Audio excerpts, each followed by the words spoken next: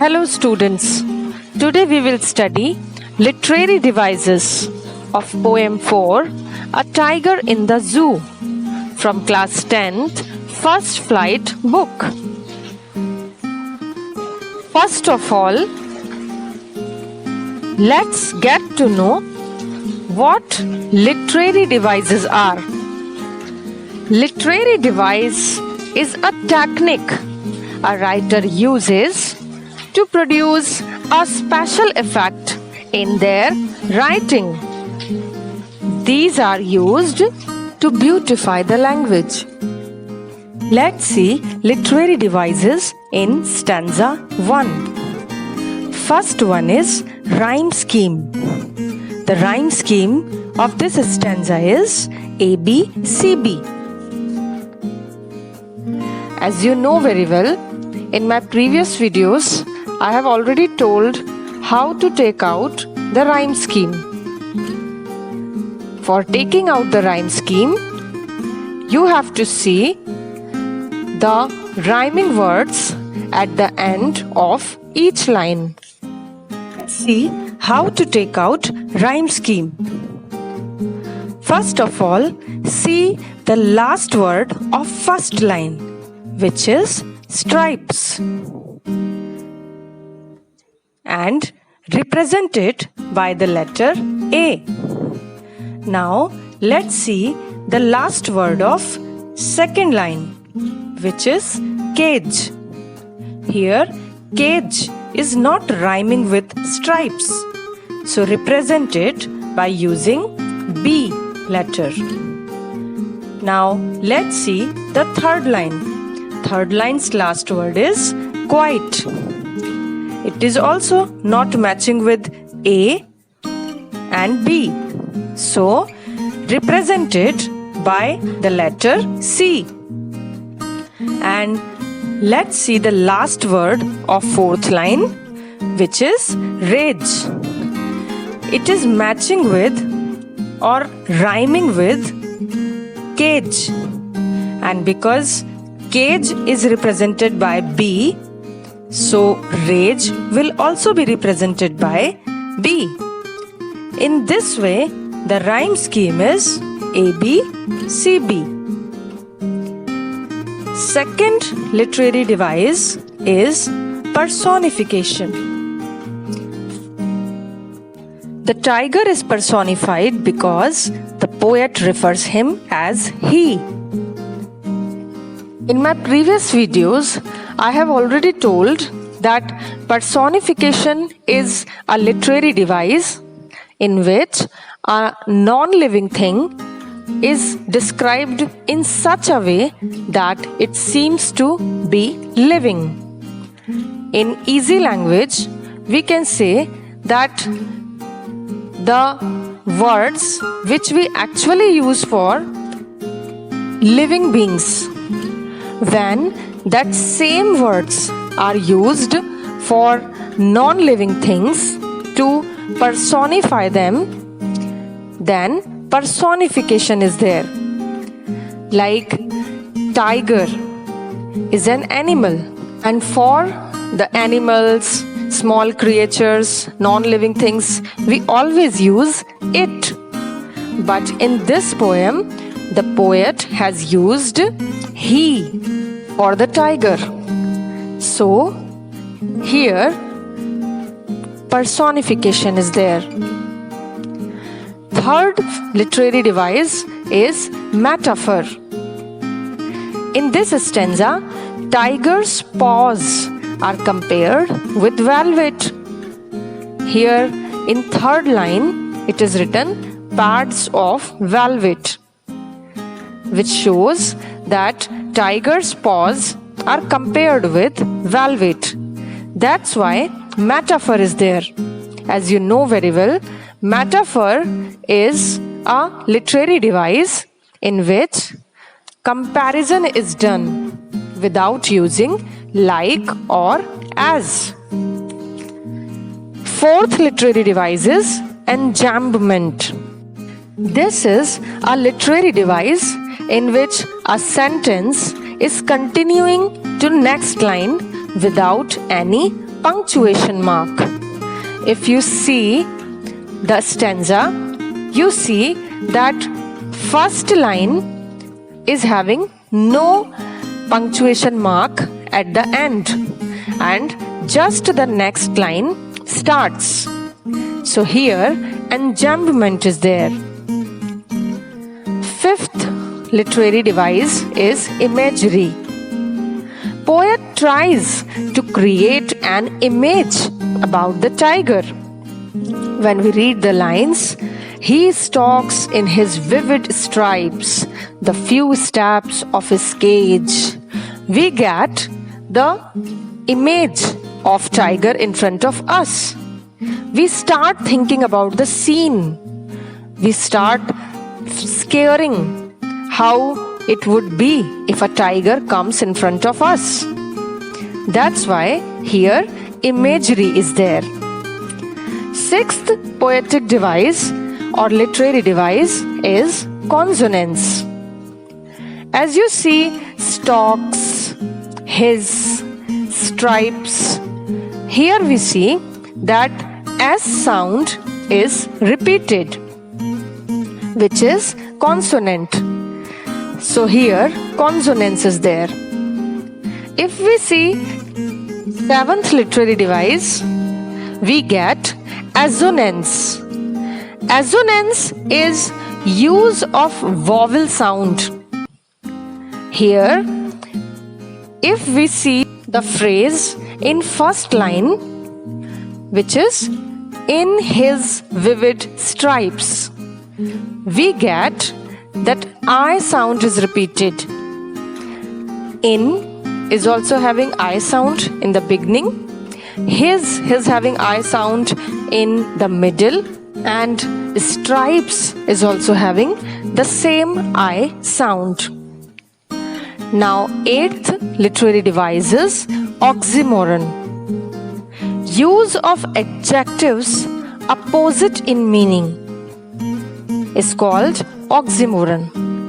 Like we see, quite, raise. Here, both the words contradict each other, means they give just opposite meaning. Quiet refers to peace, stillness, whereas rage refers to anger. So these are opposite verbs. So here oxymoron is the literary device. Now let's see stanza 2. In stanza 2, if we see the rhyme scheme, the first literary device, as you see, is written rhyme scheme. So we find A, B, C, D. I have already told in stanza 1 how to take out the rhyme scheme.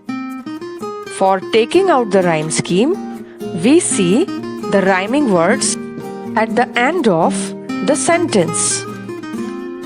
If you see shadow, we name it A, or we represent it by the letter A.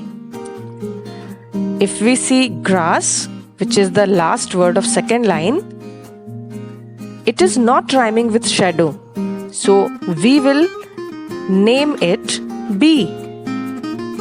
Then the last word of third line is whole. It is also not matching with A and B, so we will represent it by the letter C. And if we see the last word of fourth line, that is pass, it is matching with grass, and we have already represent grass by letter B. So we will also represent pass using letter B. In this way, the rhyme scheme will be A, B, C, B.